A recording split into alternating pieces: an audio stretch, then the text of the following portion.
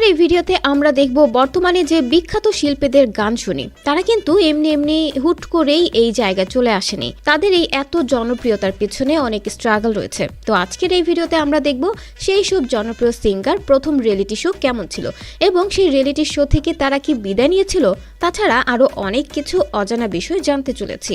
তো চলুন একটি লাইক দিয়ে শুরু করা যাক আজকের এই ভিডিও।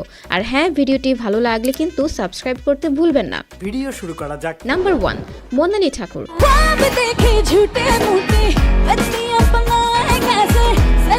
মোনালি ঠাকুর একজন প্রতিভাবান ভারতীয় গায়িকা এবং অভিনেত্রী, যিনি বলিউড চলচ্চিত্র এবং ভারতীয় সঙ্গীত শিল্পে তার কাজের জন্য পরিচিত। মোনালি ঠাকুরের প্রথম উল্লেখযোগ্য অডিশন ছিল 2006 সালে রিয়েলিটি গানের প্রতিযোগিতার অনুষ্ঠান ইন্ডিয়ান আইডলের জন্য। তিনি কলকাতায় অডিশন দিয়েছিলেন, বিচারকদের মুগ্ধ করেছিলেন। অডিশনের সময় তার প্রাণবন্ত কণ্ঠস্বর এবং আত্মবিশ্বাসী অভিনয়ে মনোযোগ আকর্ষণ করে এবং ভারতীয় সঙ্গীত শিল্পে তার যাত্রার সূচনা করে। যদিও তিনি ওই প্রতিযোগিতায় জিততে পারেননি, ইন্ডিয়ান আইডলের তার অংশগ্রহণ তাকে মূল্যবান এক্সপোজার দিয়েছিল এবং বলিউডে প্লেব্যাক গায়ক হিসেবে তার ক্যারিয়ার শুরু করতে সাহায্য করেছিল। তিনি তার গানের জন্য বেশ কয়েকটি পুরস্কার জিতেছেন, যার মধ্যে সেরা ফিমেল প্লেব্যাক গায়িকার জন্য জাতীয় চলচ্চিত্র পুরস্কার রয়েছে। নাম্বার 2, আতিফ আসলাম।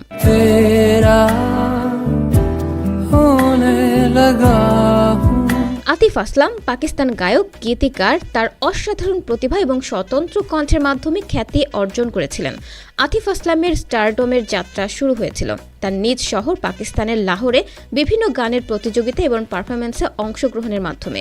আতিফ আসলামের প্রথম অডিশন ছিল 2006 সালে পাকিস্তানি গানের প্রতিযোগিতা অনুষ্ঠান কোক স্টুডিও এর জন্য। কোক স্টুডিও একটি বিখ্যাত প্ল্যাটফর্ম যা পাকিস্তানি সঙ্গীত প্রতিভা প্রদর্শন করে।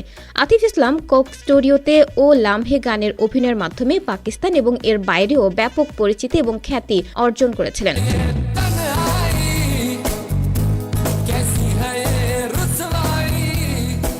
কোক স্টুডিওতে তার সাফল্যের পর আতিফ আসলাম পাকিস্তান এবং ভারত উভয় দেশেই অসংখ্য হিট গান প্রকাশ করে এবং দক্ষিণ এশিয়ার সঙ্গীত শিল্পে একজন বিশিষ্ট ব্যক্তিত্ব হয়ে ওঠে।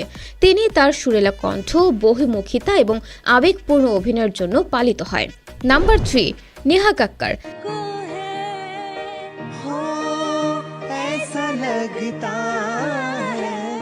নেহা কাক্কার হলেন একজন জনপ্রিয় ভারতীয় প্লেব্যাক গায়িকা যা বলিউড চলচ্চিত্র সঙ্গীতে তার কাজের জন্য পরিচিত। নেহা কাক্কার 2006 সালে রিয়েলিটি শো ইন্ডিয়ান আইডলের দ্বিতীয় সিজনে একজন প্রতিযোগিতা হিসেবে প্রাথমিক স্বীকৃতি লাভ করেন। যদিও তিনি প্রতিযোগিতায় জয়ী হননি, তবুও তার প্রতিভা এবং প্রাণবন্ত ব্যক্তিত্ব দর্শক এবং বিচারকদের হৃদয় কেড়ে নেয়। তার অভিনয়, তার শক্তিশালী কণ্ঠস্বর এবং গায়িকা হিসেবে বহুমুখিতা প্রদর্শন করে। ইন্ডিয়ান আইডলের পরে নেহা কাক্কার সঙ্গীতের প্রতি তার অনুরাগ অব্যাহত রেখেছিল এবং ধীরে ধীরে ভারতীয় সঙ্গীত শিল্পে নিজের জন্য একটি নাম তৈরি করেছিলেন। তিনি বলিউড চলচ্চিত্রের প্লেব্যাক গাওয়ার জন্য বেশ কয়েকটি অ্যাওয়ার্ডও পেয়েছেন। নাম্বার 4, পড়শি।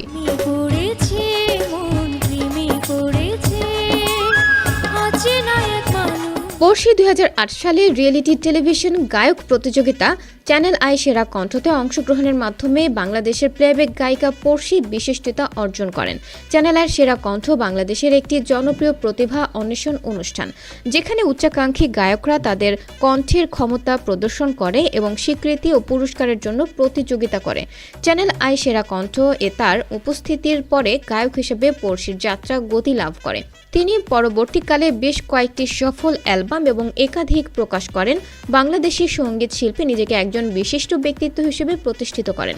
পড়শির সুরেলা কণ্ঠ এবং আবেগপূর্ণ গাওয়ার শৈলী তাকে তার পুরো ক্যারিয়ার জুড়ে একটি উৎসর্গকৃত ভক্ত বেশ এবং অসংখ্য প্রশংসা অর্জন করেছে। নাম্বার 5, জুবিন নাটিয়াল।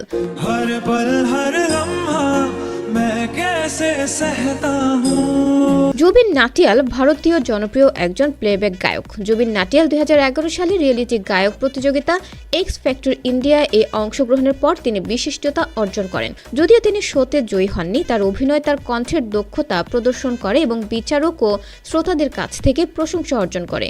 এক্স ফ্যাক্টর ইন্ডিয়াতে তার পারফরমেন্সের পরে জুবিন নাটিয়াল সঙ্গীতের প্রতি তার চর্চা চালিয়ে যান এবং ভারতীয় চলচ্চিত্র শিল্পে সুরকার ও প্রযোজকদের সাথে সাথে কোঅপারেশন শুরু করেন। 2014 সালে সোনালী কেবল চলচ্চিত্রের এক মুলাকাত গানটির মাধ্যমে তার সাফল্য আসে, যা ব্যাপক প্রশংসা পায়। তারপর থেকে জুবিন নাটিয়াল তার অসংখ্য হিট গানের জন্য ফিল্মফেয়ার অ্যাওয়ার্ড সহ বেশ কয়েকটি অ্যাওয়ার্ড পেয়েছেন। Number 6, Jungkook.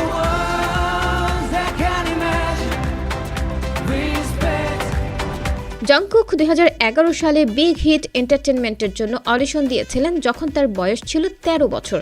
তিনি তার গাওয়া এবং নাচের দক্ষতার পাশাপাশি একজন শিল্পী হিসেবে তার বৃদ্ধির সম্ভাবনা প্রদর্শন করেছিলেন। জাংকুকের প্রতিভা এবং দৃঢ়তার কারণে তিনি একজন প্রশিক্ষণার্থী হিসেবে নির্বাচিত হন এবং শেষ পর্যন্ত বিটিএস এর সর্বকনিষ্ঠ সদস্য হিসেবে আত্মপ্রকাশ করেন। Number 7, Lisa.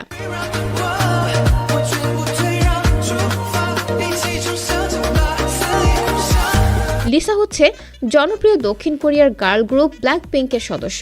লিসা, যার পুরো নাম লালিসা মনোবান, লিসার প্রথম অডিশন ছিল ইউইজি এন্টারটেইনমেন্টের জন্য, যে সংস্থা ব্ল্যাক পিঙ্ক গঠন করেছিল। তিনি কিশোর বয়সে থাইল্যান্ডে ওয়াইজি এন্টারটেইনমেন্টের জন্য অডিশন দিয়েছিলেন।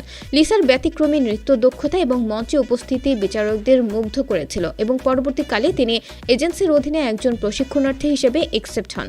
তারপরে কঠোর প্রশিক্ষণের পর লিসা 2016 সালে ব্ল্যাক পিঙ্কের সদস্য হিসেবে আত্মপ্রকাশ করে কে-পপ শিল্পে তার সফল ক্যারিয়ার সূচনা করে।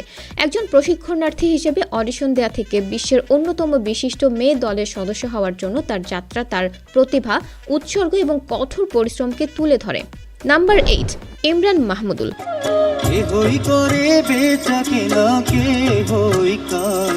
বাংলাদেশের গায়ক ইমরান মাহমুদুল 2008 সালে রিয়েলিটি টেলিভিশনে গান গাওয়ার প্রতিযোগিতা ক্লোজ আপ 1 তোমাকে খুঁজছে বাংলাদেশে অংশগ্রহণের মাধ্যমে জনপ্রিয়তা অর্জন করেন। এই প্রতিযোগিতাটি ক্লোজ আপ বাংলাদেশ কর্তৃক আয়োজিত এবং এনটিভিতে প্রচারিত হয়। ইমরান তার অসাধারণ গায়িকী দক্ষতার সাথে শোটির জন্য অডিশন দিয়েছিলেন এবং প্রতিযোগিতা জুড়ে তার অভিনয় তাকে বিচারক এবং শ্রোতা উভয়ের কাছ থেকে ব্যাপক প্রশংসা অর্জন করেছিল। নাম্বার 9, শ্রেয়া ঘোষাল। অরিজিৎ সিং।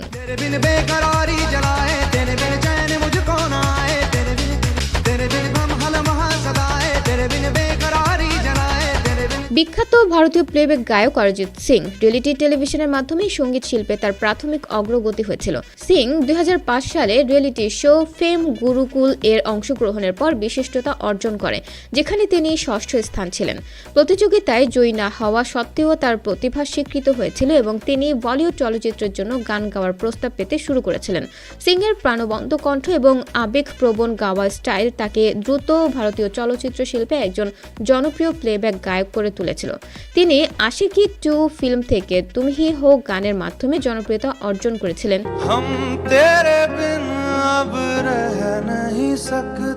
যা একটি বিশাল হিট হয়ে ওঠে। অরিজিৎ সিং ফিল্মফেয়ার অ্যাওয়ার্ডে সেরা মেল প্লেব্যাক গায়কের জন্য পরপর 5টি সহ মোট 7টি অ্যাওয়ার্ড পেয়েছেন।